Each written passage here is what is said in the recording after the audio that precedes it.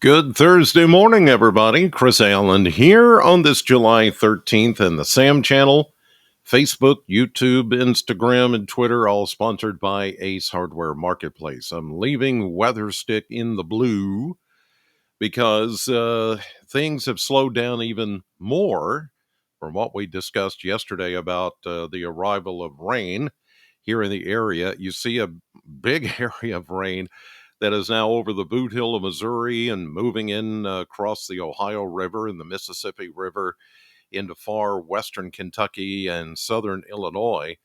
Now, that's going to take a while to even get into our area, and the models are having a hard time saying, or showing if this thing is even going to hold together. And I talked about that possibility a few days ago that with the strength of the high pressure ridge, which is off to our east this morning, the air is dry, even though there's muggier air and there's a little more moisture to work with.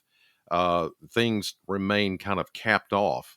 So as that big area of rain hits that drier air, it may indeed just fall apart.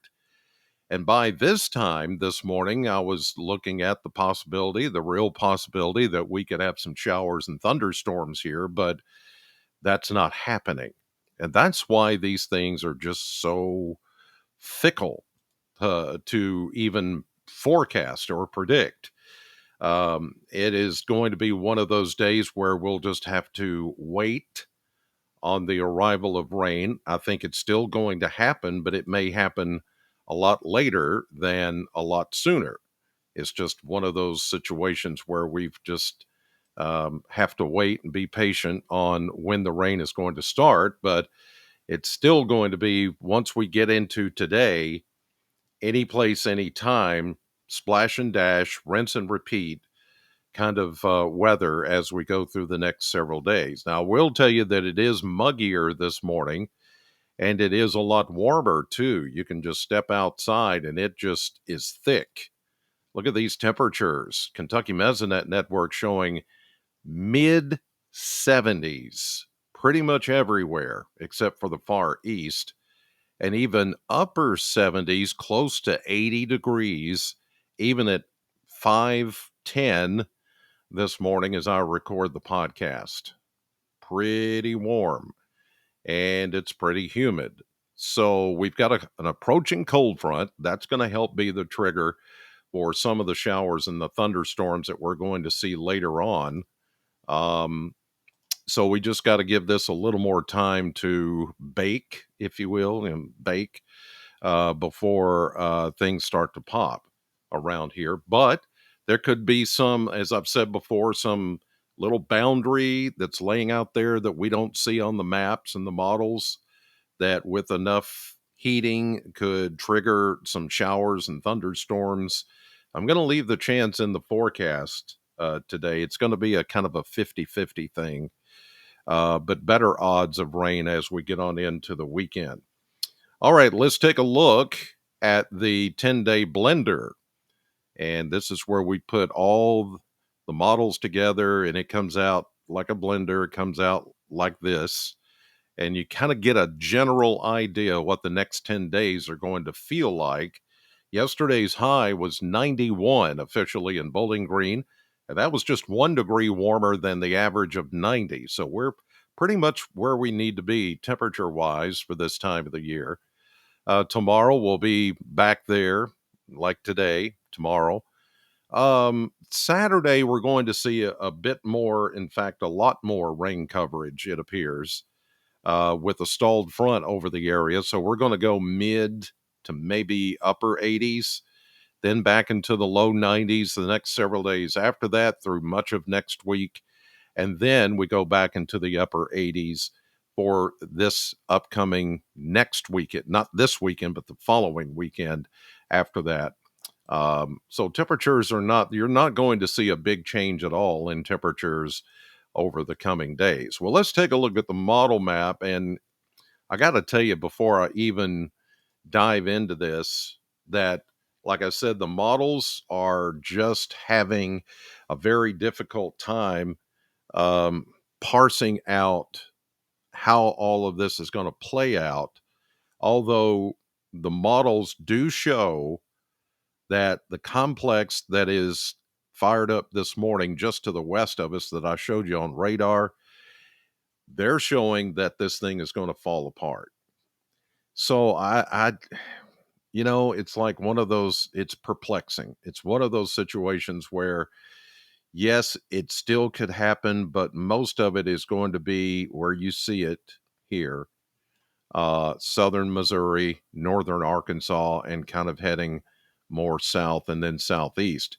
We do have maybe the possibility of something popping up just with the heat of the day right over western Kentucky, but even that appears to kind of fall apart as well because of the dominant dry air that's over the area. Even though, like I said, we've got plenty of moisture to work with, there's just not a lot of it we can tap into right now unless we just hit some kind of high temperature max that's going to help trigger something. Most of the day, according to the models, is going to be cloudy but dry for the most part. But again, we could have that one little trigger, that one little boundary that's out there, enough daytime heating that it could just pop some thunderstorms. But this model and others in particular are showing that a lot of this stuff is going to miss us today. I'm not 100% confident in that. I'm leaving those caveats in there that something could pop a little bit later in the afternoon, especially here. You see some stuff popping along the Ohio River this afternoon. That's a possibility. How far south it goes is yet to be determined. And here you see stuff popping this afternoon in that upper flow that's going to, send those triggers our direction. So again, I hate to throw up my hands and like, yeah, it's just one of those situations where it's touch and go. So just prepare for the possibility that we could see some thunderstorms pop up later today. And some of those could be heavy rainers with gusty winds, not necessarily a complex. I think that complex this morning is going to roll more west of us, unless something out it throws out a boundary, an outflow boundary that, you know, causes new thunderstorms to form. But the models are indicating that's a very slim possibility. So now, as we get into tonight and into the day on Friday, even Friday is looking a little less in the way of stormy. Now, there could be these, these little pop ups here that you see like across Middle Tennessee. And then we have other systems waiting in line back to the west. But notice they're more westerly than what I was showing you a few days ago when it looked like those storms were going to go more easterly. So in that case, some of these may miss us. I'm just saying that's a possibility. But then as we get into especially Friday night and Saturday, I do think those are going to be more numerous rounds of showers and thunderstorms. There's Saturday, and everything's looking a little stormier here and a little bit rainier. So, yeah, I think Saturday, and I know some of you have plans for Saturday. I was asked at church last night, what about Saturday? And I'm like, and they're like, oh, I can, it, it's going to be one of those days where there will be, let's say, periods of rain where it rains pretty good, then it backs off, and then it rains again pretty good after that. So I know that that's not a whole lot to go on. I wish I could tell you a little more definitively what's going to happen, but it's really, really touch and go right now on that. There is a severe weather threat today, believe it or not. We're in a level 1 green marginal risk if something develops today, but the higher risk, the level 2 yellow, is up there from Frankfort to, well, let's say Taylor County, and then on over toward Danville, Bardstown, north 75 to Lexington, 64 to Charleston, Ashland, then up to Covington, I-71 and 75, and then north and east. That's where the better risk of getting a strong to severe storm is later today.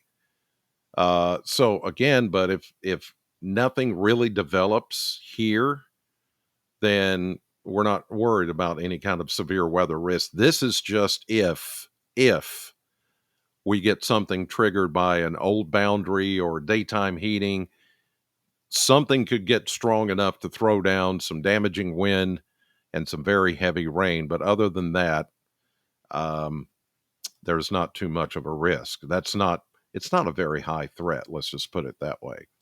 All right, let's go to the model or the surface map and show you the next 7 days. Here's our setup here with the front. It's slowing down even more. We were supposed to already be raining by now based on the forecast a couple of days ago, but this thing continues to slow down, being blocked by high pressure. We get these little, you see it printed there, outflow boundaries. They're just kind of here, there, and everywhere. One of those maybe could trigger some thunderstorms this afternoon, but you see most of it is going to be along the Ohio River closer to the front. Now, as we get into this evening, yeah, maybe a little better coverage of showers and thunderstorms, but notice the front stalls, waves of low pressure right along the front. There's one in Missouri, there's one in Arkansas, there's several more back here to the west. So as the front stalls, that gives us opportunity to get more showers. Here we go into late tonight, early Friday morning. The front kind of wobbles back and forth. A few showers on Friday, but not as much. It is Saturday when the front completely stalls. And here comes a low pressure system out of Texas, and it'll ride along the front, make that front wobble a little bit more to the north. We get showers and thunderstorms Friday night. Saturday, good coverage. See the dark green? That indicates some heavier rain and thunderstorms. Then we get into Saturday night, Sunday. The first front that was stalled begins to push a little further south. There's another front number 2, that comes in back behind it. As we get into Monday, as the front number 1 stalls, waits on this one to catch up with it, and you get this back and forth seesaw, rinse and repeat, splash and dash type weather that's going to continue all the way into Tuesday and into Wednesday of next week. I know I said a lot without anything being, definitive.